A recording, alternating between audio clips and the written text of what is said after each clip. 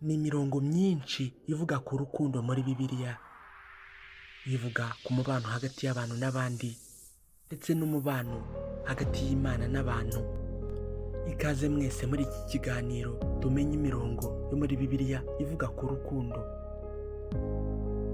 Iki ni igice cya mbere cyo mu isezerano rya kera. Mu gitabo cy'Itangiriro ibice 29 umurongo wa 25 hati: mu gitondo Yakobo abona Leya, araza arabana ati, wangize ibiki? Rasheli siwe natendeye, niki gitumye undiganya utyo?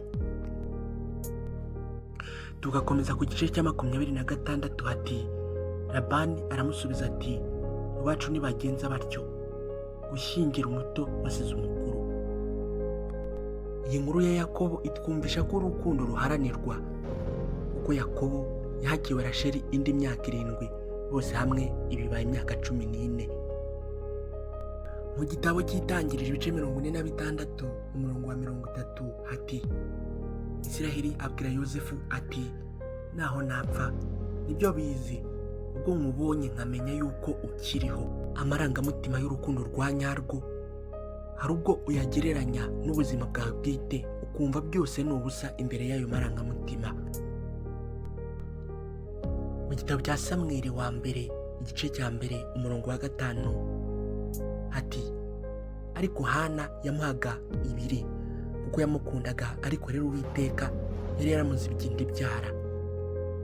Itwumvisha ko ibyago n'ibibazo uwo ukunda arimo bitagakwiye kubatandukanya. Nanone Samweli wa mbere ibice 18 umurongo wa 20 hati: hanyuma Mikali umukobwa wa Sawuli abenguka Dawidi, babibwira Sawuli arabyishimira. Ibi biratwumvisha ko urukundo rujyaho rushaka rudatoranije. Nubwo Mikali yari umukobwa wa Sawuli, Sawuli wari umwami, Dawidi icyo gihe yari akiri umuja. Byongeye kandi igitsina gore ntabwo gikunze kwerekana amarangamutima yacyo ku bigendanye n'urukundo. Nanone Samweli wa mbere akomeza avuga ku rukundo gutya, ibice 19 umurongo wa 1 ati: bukeye Sawuli abwira umuhungu we Yonatani n'abahungu be bose ngo bice Dawidi. Dukomeze ku gice cya 2 hati: ariko Yonatani mwene Sawuli yakundaga Dawidi cyane, nuko Yonatani aburira Dawidi ati, data Sawuli arenda kukwica, none ndakwinginze ejo mu gitondo uzirinde uhisha hiherereye. Yonatani yiyumvagamo Dawidi cyane, bitwumvisha ko urukundo rujyaho rushaka. Igitabo cya Tobi Bibiliya ntagatifu ibice 8 umurongo wa 7 hati: none ubu rero uyu muvandimwe wanjye simushatseho umugore kubera irari ry'umubiri, ahubwo mbigiranye umutima uzira uburyarya, utugirire impuhwe ari nanjye, maze tuzagerane mu zabukuru. Ubundi yakaba yariyo mpamvu ihuza umusore n'umukobwa. Umwanditsi wa Zaburi y'133 igice cya mbere kugeza kuri 2 nawe yavuze ku rukundo gutya. Indirimbo ya Dawudi y'amazamuka: dorere erega ni byiza n'iby'igikundiro ko abavandimwe baturana bahuje. Bimeze nk'amavuta y'igiciro cyinshi yasutswe ku mutwe, agatembera mu bwanwa bwa Aroni, agatembera ku misozo y'imyenda ye. Kuri ubu muri iki gihe biragoye guturana no kumvikana, ni ibintu bitakibangikana.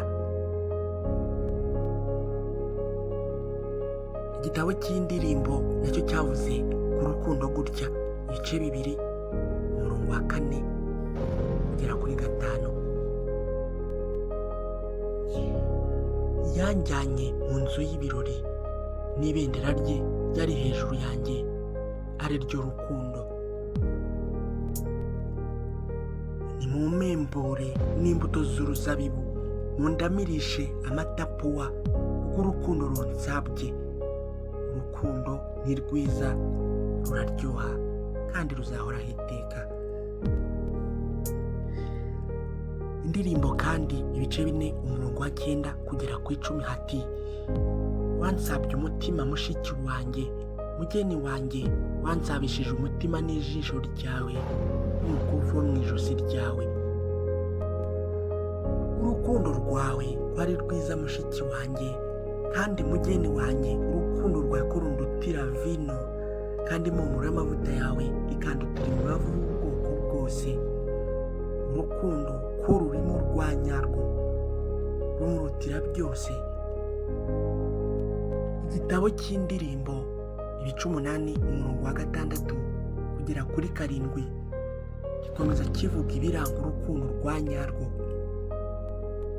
Unshyire mu gituza cyawe mbe ikimenyetso, mbe ku kuboko kwawe, kuko urukundo rukomeye nk'urupfu, kandi ifuha ntirigondeka ni nk'imva.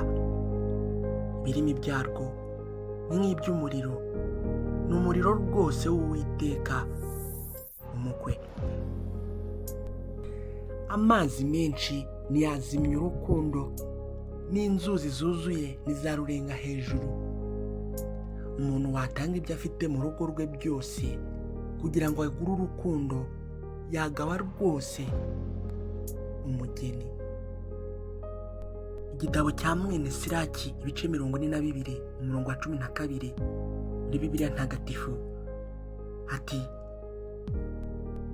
umuntu uwo ari we wese ntukamukundire uburanga, kandi ntuzicare mu nteko y'abagore. Bitwumvisha ko urukundo ruruta amafaranga, rukaruta n'uburanga. Dore umurongo wa Bibiliya utubwira yuko Imana irangwa n'urukundo, kandi dukuruza ineza yayo. Ineza ari nayo iranga urukundo.